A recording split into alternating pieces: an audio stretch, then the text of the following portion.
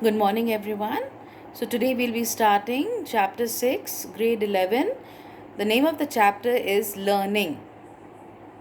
Now, learning is defined as a relatively permanent change in behavior due to practice or experience. Now, why do we say the term relative? Because nothing is permanent. Change is the only thing that is permanent. So, since human beings are complex, so learning can't be permanent, it keeps changing. As and when we learn new skills, new studies, new academics, behavior also changes. Now, what is learnt can be unlearned. For example, if a person has a habit of smoking, drinking, addiction, it is possible for the unlearning to happen. And what is unlearned after a period of time, it can be relearned through spontaneous recovery. So, obviously, when the same thing is learned twice, the time is saved. So, the theories of learning.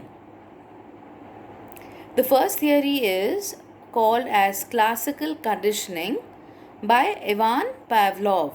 His famous dog experiment, which he did, there's a simple formula that he follows: CS plus US equals CR.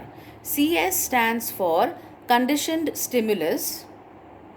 For example, he did an experiment on a dog and to measure the salivation. To see, there was an experiment done on the bell, the dog, and given some food, the dog given some food, and the salivation that takes place. So, CS is the conditioned stimulus. In this case, it was the bell. He paired the bell with US. Now, US was the meat powder or some food. So, the pairing of, he wanted to see how the animal training and the dog starts conditioning, or how the dog or the animal training takes place. So first what he does was, the CS is called as the, in this experiment, the bell. He paired it with the US. US is the meat powder or the food given. So the bell, then the meat powder continuously created salivation. So the dog started salivating. He repeatedly paired the CS plus US.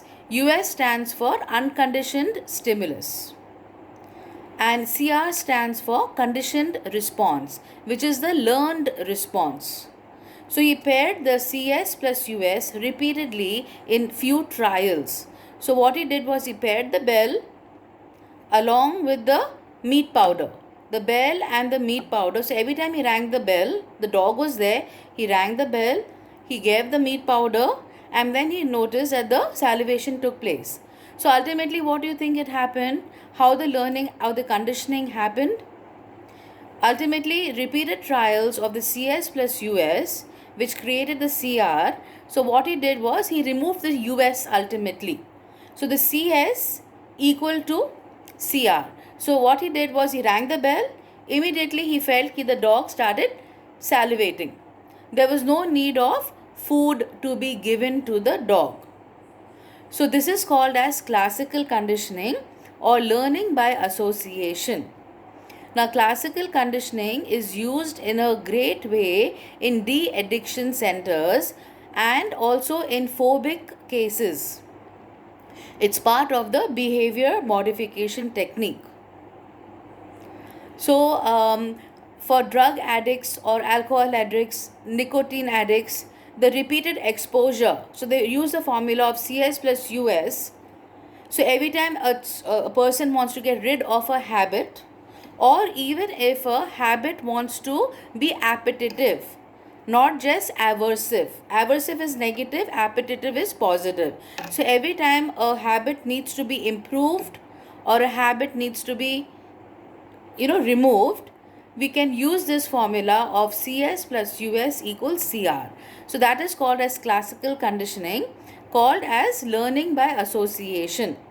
So three situations are happening. I mean, there is two US to get a third response.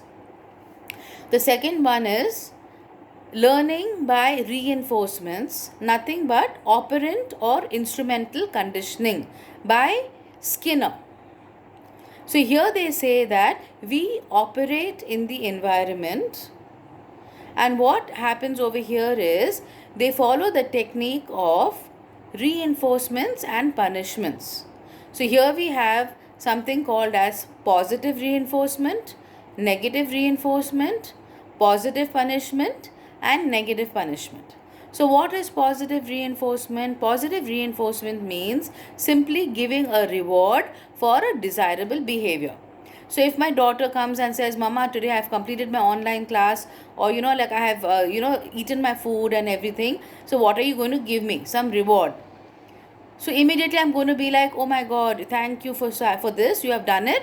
I'm going to give probably something which is appropriate at that particular time. Maybe a gold star, or maybe her favorite ice cream, or a chocolate that she desires, which is reinforcing for her. So reinforcements are provided so that the desirable behavior gets repeated. Now what is negative reinforcement? Negative reinforcement means that we are removing something painful. For example, it's snowing outside, I better wear my jacket, because if I don't wear my jacket, there will be negative consequences. For example, I will freeze.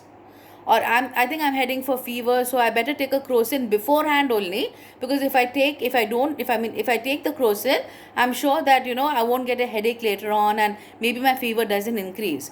So you are avoiding something painful to happen beforehand only. Then what is positive punishment? Positive punishment means, like for example, if my daughter does something wrong or plays a mischief or is naughty, I'm probably going to yell at her or spank her mildly or moderately. So that is called as positive punishment. Negative punishment would be something like I'm removing something pleasurable from that particular child. So now supposing if everybody is going for a movie, I'm going to be like, today you're not going to go for a movie because you have not completed your homework on time. So then that is called as negative punishment. So I'm trying to remove something pleasurable.